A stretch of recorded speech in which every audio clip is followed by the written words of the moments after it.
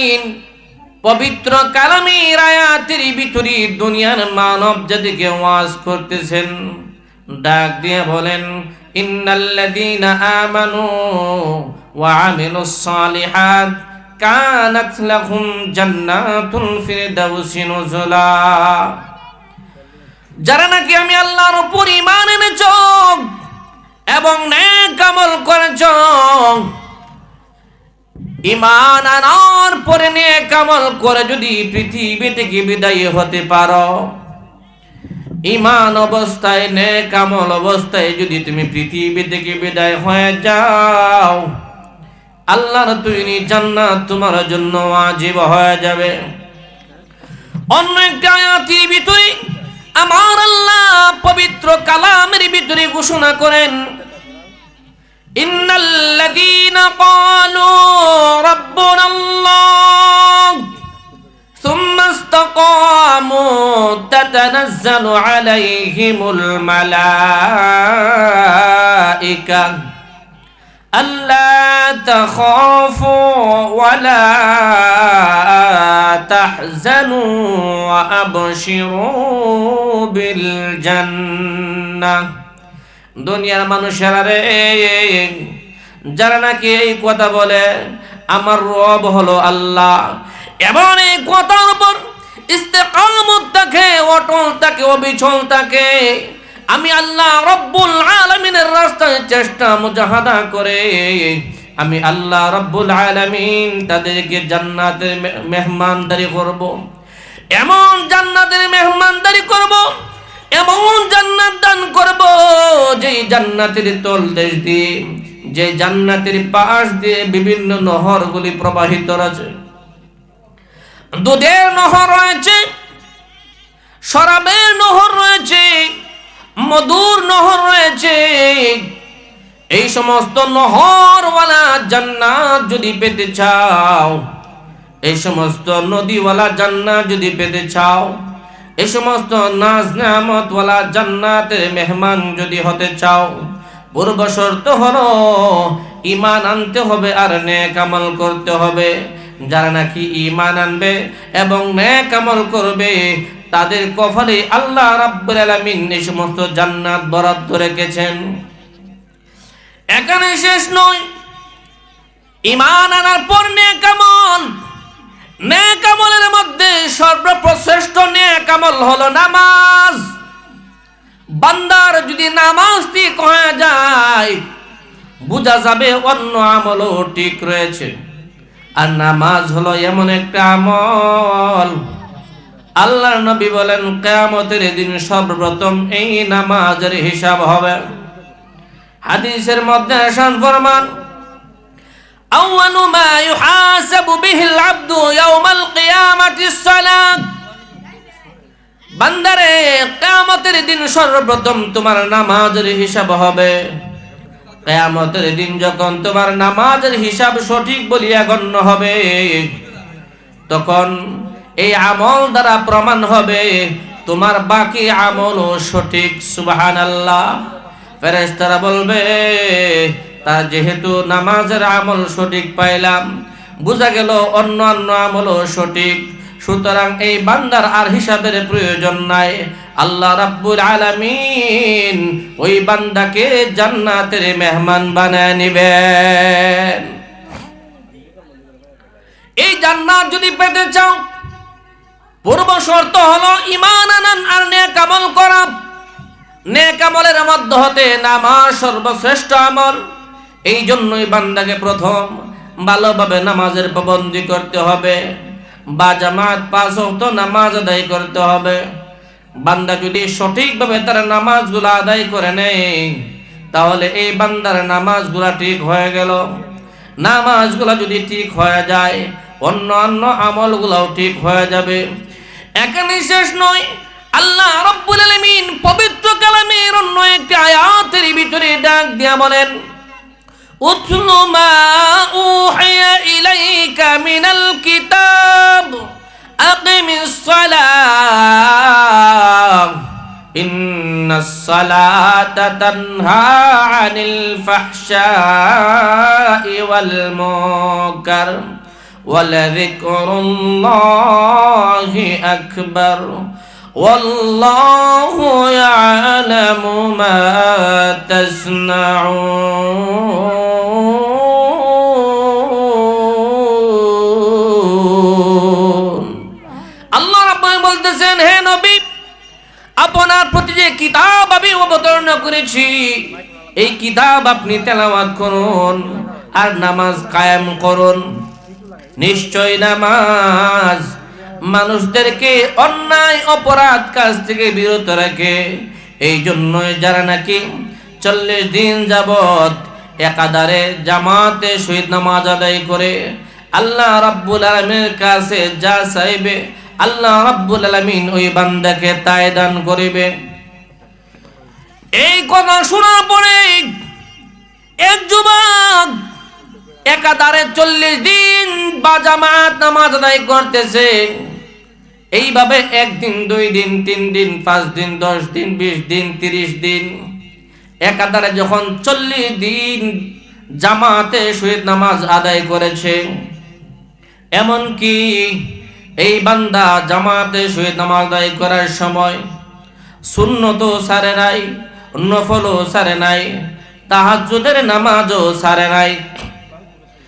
এইভাবে বান্দা যখন 40 দিন যাবত জামাতে সহিত নামাজ আদায় করেছে, 40তম রাত্রিতে তাহাজ্জুদের সময় উঠিয়া যেই মাত্র তাহাজ্জুদের মধ্যে দাঁড়াইল, নামাজ আদায় করলো, নামাজ আদায় করে যাই নামাজের মধ্যে বসলো, তাসবিহ তাহলিলাত আদায় করবে। এমন সময় আল্লাহ রাব্বুল আলামিন তার ঘুম পাড়ায় দিয়েছে, তার ঘুম চলে আসছে।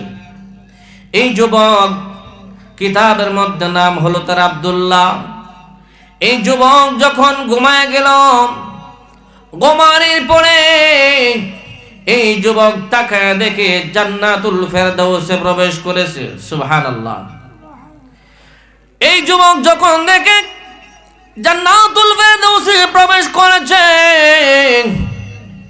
জান্নাতুল ফেরদাউসে প্রবেশ করে দেখে ওই জান্নাতের ভিতরে একটি পুকুর রয়েছে, যেই পুকুরের মধ্যে অনেকগুলো সুন্দরী রমণী গোসল করতেছে। এই যুবককে যেই মাত্র এই রমণীগুলা দেখলো, দেখার পরে একে অপরকে ডাক দিয়ে বলতেছে, ওই দেখো ওই যুবক আব্দুল্লাহ, আমাদের নেতা মার্জিয়া, ওই মার্জিয়ার স্বামী ওই যুবক আব্দুল্লাহ জান্নাতের ভিতরে প্রবেশ করে ফেলেছে। এইভাবে যখন বলা বলি করতে শুরু করলাম, এই জান্নাতি রমণী গোলাপ পুকুরের পাড়ে গোসল করা অবস্থায় এমনিতেই যুবক এই জান্নাতি রমণী গোলার কাছে গেল। জান্নাতি রমণী গোলা এই যুবককে দেখিয়া লজ্জা পাইল এবং তারা তাড়াতাড়ি তাদের কাপড়গুলো গুছাইতে শুরু করলো। ডাক দিয়া বলতেছে, রে যুবক, তুমি তো জান্নাতের ভিতরে প্রবেশ করে ফেলেছ, তোমার কাঙ্ক্ষিত মেহমান যে মার্জিয়া রয়েছে এই মার্জিয়া তোমার জন্য অপেক্ষা করতেছে। এমনিতেই যুবক ডাক দিয়ে বলে, আমার কাঙ্ক্ষিত মেহমান মার্জিয়াকে আমি তো কিছুই বুঝলাম না। রে যুবক, কোনো কিছু বোঝার দরকার নাই, তুমি যদি তোমার মার্জিয়াকে পেতে চাও তাহলে আর একটু সামনে অগ্রসর হও। এই কথা বলার পরে এই যুবক জিজ্ঞাসা করল, আর একটু সামনে অগ্রসর হলে আমার মার্জিয়াকে পাবো? আমি তো কিছুই বুঝতে পারলাম না, আর তোমরাই বা কারা? এমনিতে এই রমণীগুলা ডাক দিয়ে বলে, যুবক রে, তুমি কি পাগল হয়ে গেছো নাকি?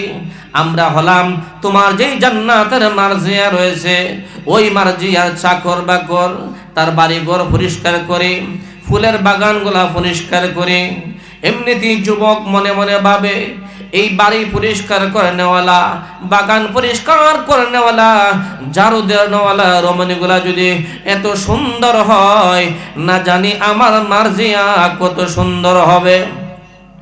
এই যুবকের মনের মধ্যে আরো আগ্রহ বেড়ে গেল, আরো আগ্রহের সহিত এই যুবক জান্নাতের মার্জিয়াকে পাওয়ার জন্য এবার সামনের দিকে দৌড় আরম্ভ করে দিল। প্রথমে এত সুন্দর সুন্দর রমণীর দেখা পাইলাম, এরা বুঝি এই জান্নাতের বালাখানার চাকর, ঝাড়ু দেয়, ফুলের বাগানগুলা পরিষ্কার করে। এরা যদি এত সুন্দর হয় তাহলে যা জানি আমার মার্জিয়া কত সুন্দর হবে। যাই আর একটু সামনে অগ্রসর হই, আমার মার্জিয়ার সাথে দেখা করতে হবে। এমনিতেই যুবক আব্দুল্লাহ মার্জিয়ার সাথে দেখা করার জন্য সামনের দিকে দৌড়াইতে শুরু করলো। সামনের দিকে যখন দৌড়াইতে শুরু করলো, আর একদল জান্নাতি রমণী পাইল। জিজ্ঞাসা করলো, তোমরা কারা গো? তোমাদের মধ্যে আমার জান্নাতের মার্জিয়া কি আছে, আমাকে একটু দেখাও। এমনিতেই এই জান্নাতের রমণী গোলা ডাক দেওয়ার, হে যুবক, বোঝা যাচ্ছে তুমি পাগল হয়ে গেছো। আরে আমরা তো মার্জিয়ার কেউ, আমরা তো আমাদের মাঝে তোমার মার্জিয়া নাই। আমরা হলাম তার চাকর বাকর, আমরা তার নাস্তা রেডি করি, আমরা তার কাপড় চোপড় ধুয়ে দেই। যুবক রে, তোমার কাঙ্ক্ষিত মেহমান মার্জিয়া ওই যে বড় বিল্ডিং দেখা যায়, বালাখানা দেখা যায়, ওই বিল্ডিং এর ভিতরে বিশাল গালিচার মধ্যে, ফুলের গালিচার মধ্যে তোমার জন্য অপেক্ষা করতেছে। তুমি যদি তাকে পেতে চাও তাহলে সামনে অগ্রসর হও, তাহলে তাকে তুমি পাইবা। এমনিতে যুবক মনে মনে ভাবলো, এই জান্নাতের রমণীগুলা যদি এত সুন্দর হয়, আগে যেই রমণীগুলা দেখছিলাম এখন তাদের সেই তো আরো 1000 গুণ বেশি সুন্দরী রমণী। না জানি আমার মার্জিয়া কত সুন্দর হবে। মার্জিয়াকে পাওয়ার আশায় সামনের দিকে দৌড়াইতে আরম্ভ করলো। তাকায় দেখে একটা গেট, এই গেটের পাশে গেল। যাওয়ার পরে তাকায় দেখে কিছু রমণী এখানে দাঁড়ানো। ডাক দিয়া বলে, রে জান্নাতি রমণীরা, তোমাদের মধ্যে আমার মার্জিয়া কে আছে বলো। এমনিতেই রমণীগুলা ডাক দিয়া বলেন, আমাদের কাছে তোমার মার্জিয়া নাই, আমরা হলাম তোমার জান্নাতের মেহমান, তোমার কাঙ্ক্ষিত মেহমান মার্জিয়ার চাকরানি। আমরা এই গেটের পাহারাদার, এই গেটের দারোয়ান। তুমি যদি তোমার মার্জিয়াকে পেতে চাও আর একটু সামনের দিকে অগ্রসর হও, তাহলে তোমার মার্জিয়াকে পাবে। এমনিতে যুবক আরো পাগল হয়ে গেল। গেটের দারোয়ান রমণীরা যদি এত সুন্দর হয় তাহলে আমার মার্জিয়া না জানি কত সুন্দর হবে। এই আগ্রহের সহিত দৌড়াইতে আরম্ভ করল। দৌড়াইয়া বড় বিল্ডিং এর বালাখানা দেখা যায়, ওই বিল্ডিং এর ভিতরে ঢুকার চেষ্টা করলো। এমনিতে তাকায় দেখে দরওয়াজার মধ্যে কিছু রমণী দাঁড়ায় আছে। ডাক দিয়ে বলে, ও সুন্দরী রূপসী রমণীরা, তোমাদের মধ্যে আমার মার্জিয়াকে। এমনিতে এই রমণীগুলা ডাক দিয়ে বলে, যুবক রে, মনে হচ্ছে তুমি একটা পাগল। আরে আমাদের মধ্যে মার্জিয়াকে কোথায় পাইবা? তোমার মার্জিয়া যে ঘরে বসবাস করে, এই ঘরের দরজায় আমরা দাঁড়ায় দেখি, ভিতরে প্রবেশ করো, তাহলে তোমার মার্জিয়াকে পাইবা। এমনিতে যুবক মনে মনে ভাবতেছে, তার ঘরের দরওয়াজায় যে লোকগুলা দাঁড়ায় থাকে এত সুন্দর যদি হয় তাহলে না জানি আমার মার্জিয়া কত সুন্দর হবে। আর আগ্রহের সহিত সে ঘরের ভিতরে প্রবেশ করলো। ঘরের ভিতরে প্রবেশ করার পরে দেখে একটা খাস কামরা রয়েছে, যে কামরার ভিতরে, যে হুজরার ভিতরে তার মার্জিয়া থাকে। এমনিতেই এই হুজরার ভিতরে যে মাত্র উকি দিল, এমনিতেই 2 জন দারোয়ান, সুন্দরী রমণী, এত সুন্দর যে আব্দুল্লাহর চেহারা তাদের শরীরের মধ্যে দেখা যায়।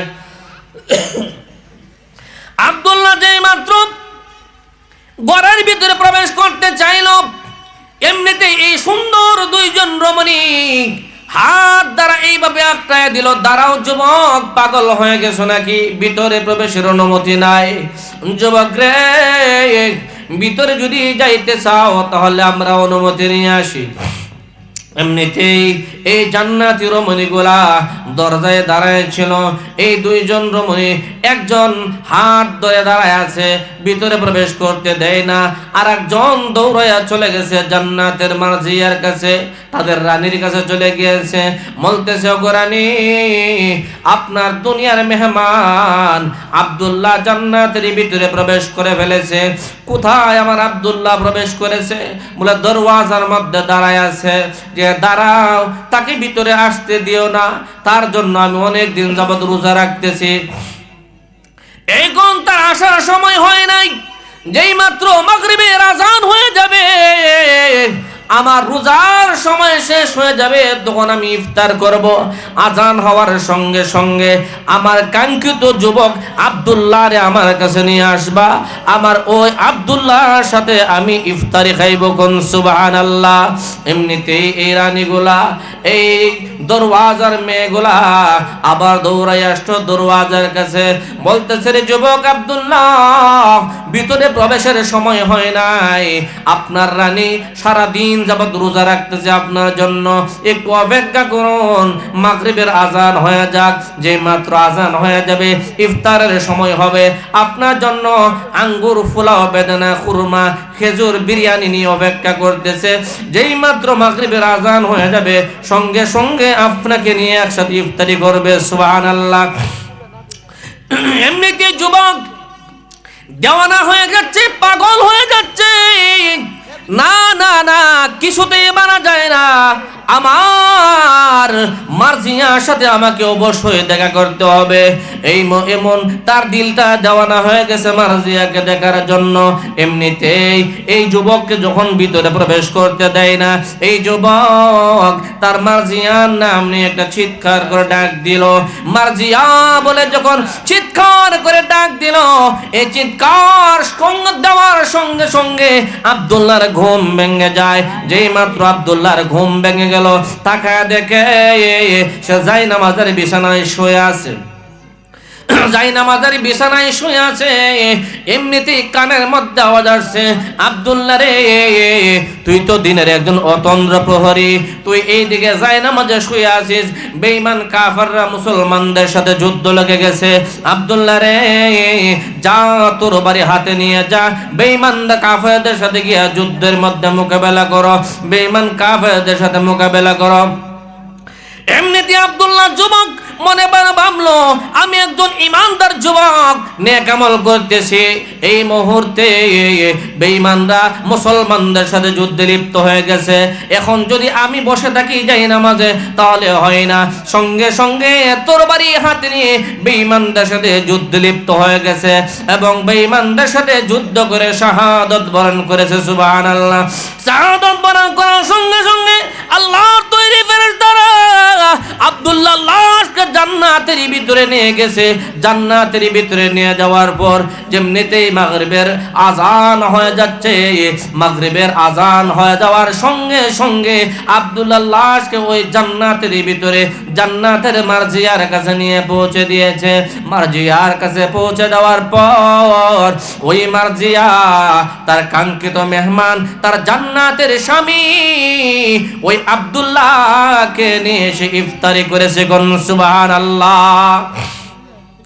ও যুবক ভাইরা, পর্দার আড়ালের মা বোনেরা, এই যুবক যদি 40 দিন নামাজ আদায় করে এইরকম জান্নাতুল ফেরদৌসের বালাখানার মালিক হতে পারে, জান্নাতের সুন্দরী রূপসী রমণী রাজধানী মার্জিয়ার স্বামী হতে পারে। যদি আপনি আমিও যদি এইরকম ভাবে নেক আমল করে যেতে পারি, একাধারে 40 দিন যদি নামাজ আদায় করে, যদি তাকবীরে ওলা না ছুটে, এমনকি সুন্নত ছুটে না, নফলও ছুটে না, এমন ভাবে যদি আমল করতে পারে, অবশ্যই অবশ্যই ওই জান্নাতের বালাখানার মালিক আল্লাহ পাক আপনাকে আমাকে বানাইবে। এমনকি ওই জান্নাতের রাজরানী যে মার্জিয়া রয়েছে, ওই মার্জিয়ার স্বামীও আল্লাহ পাক বানাইতে পারেন। কথা কোন ঠিক কিনা? এই মার্জিয়ার স্বামী যদি হতে চান, এইরকম জান্নাত যদি পেতে চান, পূর্ব শর্ত হলো ঈমান আনতে হবে, নেক আমল করতে হবে। এই জন্যই আল্লাহ রাব্বুল আলামিন পবিত্র কালামের আয়াতের ভিতরে ঘোষণা করে দিয়েছেন, ইন্নাল্লাযীনা আমানু ওয়া আমিলুস সালিহাতি কানাত লাহুম জান্নাতুল ফিরদাউসি নুজুলা। মানুষেরা রে, যারা নাকি আমি আল্লাহর উপর ঈমান আনছে এবং নেক আমল করেছে, আমি আল্লাহ ওয়াদা করলাম তাদেরকে আমি আমার জান্নাতুল ফিরদাউসের মেহমান বানাইব। এখানে শেষ নয়, অন্য একটি আয়াতের ভিতরে আমার আল্লাহ বলেন, ইন্নাল্লাযীনা ক্বালু রাব্বুনাল্লাহ সুম্মা ইসতাকামু তাতানাজ্জালু আলাইহিমুল মালাইকা আল্লা তাখাফু ওয়া লা তাহজানু ওয়া আবশিরু বিল জান্নাহ। দুনিয়ার মানুষের ওই সমস্ত মানুষদেরকে জান্নাতের সুসংবাদ দাও যারা নাকি বলে আমাদের রব হলেন আল্লাহ, এবং এই কথার উপরে ইস্তেকামত থাকে, অটল থাকে, অবিচল থাকে। আমি আল্লাহ তাদেরকে জান্নাতের মেহমান বানাইব। ও দুনিয়ার মানুষ, এইরকম জান্নাত যদি পেতে চাও তাহলে ঈমান আনতে হবে আল্লাহর উপর এবং নেক আমল করতে হবে। ঈমান আনা অবস্থায়, নেক আমল অবস্থায় যদি এই পৃথিবী থেকে বিদায় হতে পারো তাহলে কত সৌভাগ্যবান তুমি, কারণ তোমাকে নিয়ে জান্নাতের রমণীরা তোমার জন্য অপেক্ষা করতেছে কখন তুমি এই পৃথিবী ছেড়ে চলে যাবে, আর জান্নাতের হুর ও গিলমানরা তোমাকে নিয়ে একসাথে নাস্তা করবে। তো সম্মানিত হাজরিন, হযরত উলামায়ে কেরাম বসা এর সুযোগে 2-4টি কথা বললাম। আল্লাহ পাক রব্বুল আলামিন আমাদেরকে ঈমান আনার এবং নেক আমল করার তৌফিক দান